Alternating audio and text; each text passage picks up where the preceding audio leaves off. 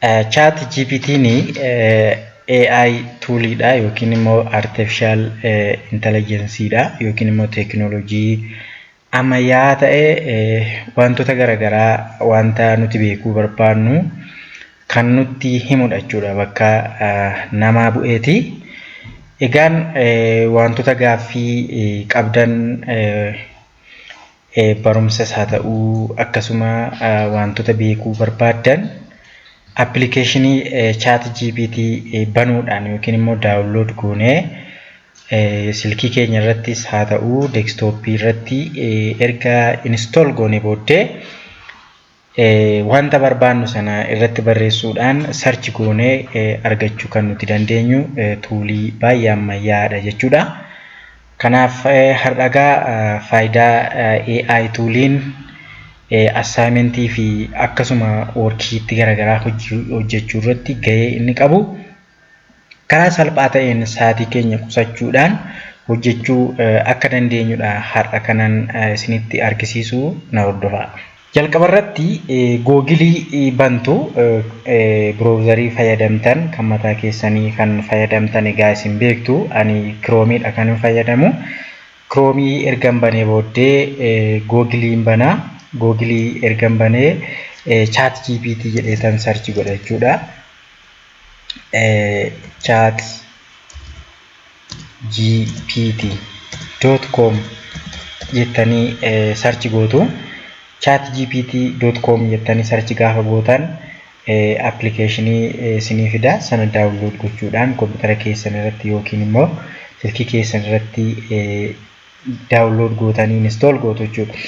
Ammaaf ani kanaan dura fayyadamaa waan tureef asumarraa chat GPT kana isinitti argisiisa click gochuudhaani. Chat GPT kana yoo ilaaltan logoon isaa kana fakkaatti. Haa ta'uyyuu malee yeroo chat GPT bantan egaa what can I help you jedheetu asitti isinii fida bakka barreeffamaa. Bakka barreeffamaa kanatti barreeffama silaa barbaadan barreessitu jechuudha. Mee fakkeenyaaf akka nu galutti gabaabaadhumatti chat GPT mataan isaayyuu maal akka ta'e baruudhaaf mee itti barreessina what is chat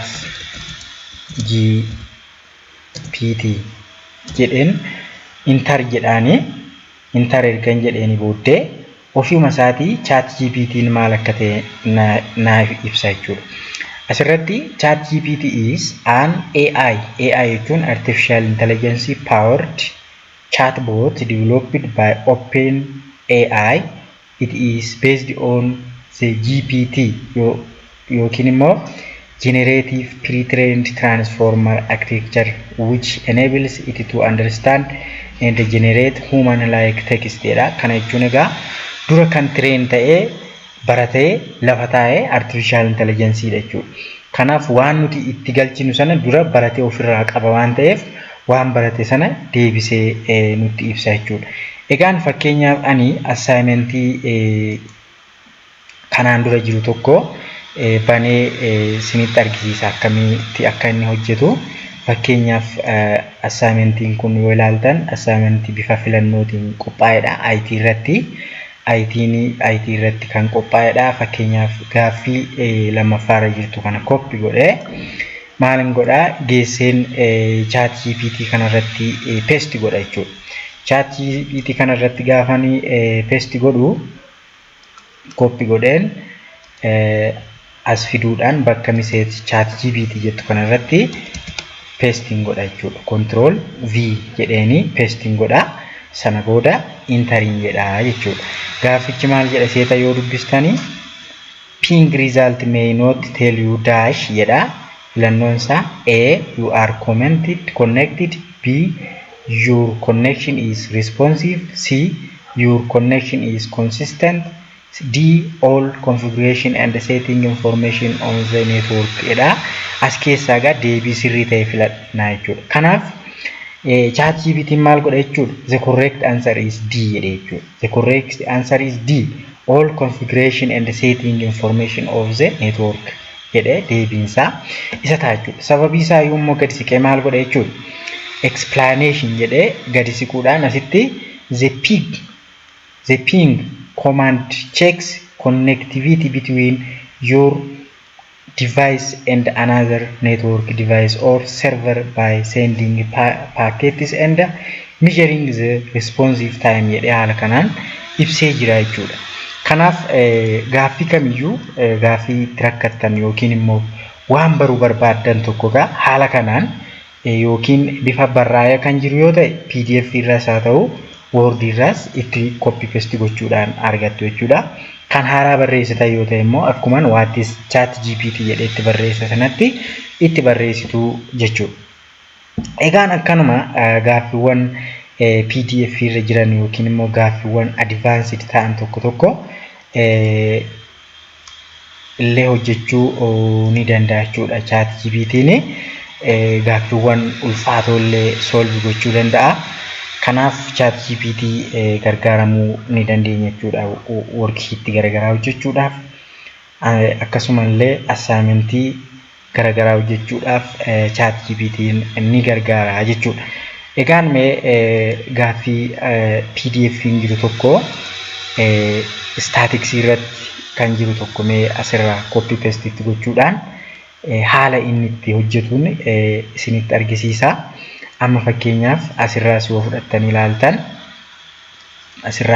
yoo ilaaltan gaaffii lammaffaan kun maal jedha seetan the following data represent the score mark of biology students in statistics of 2070 course test from 10% jedha. Daataawwan kun jiru. Kanaaf maal godheedha construct frequency table and find cumulative jedha. B'n samo construct histogram jedha. C'n samo find median and quartile jedha. Kun egaa processii hedduu gaafata jechuudha solve gochuudhaaf. Mee kana copy paste itti goonee ilaalla jechuudha.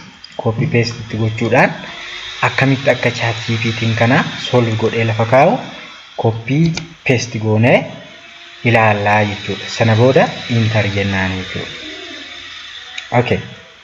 Xiqqoo amma inni hojjetee fixutti eeguu qabna.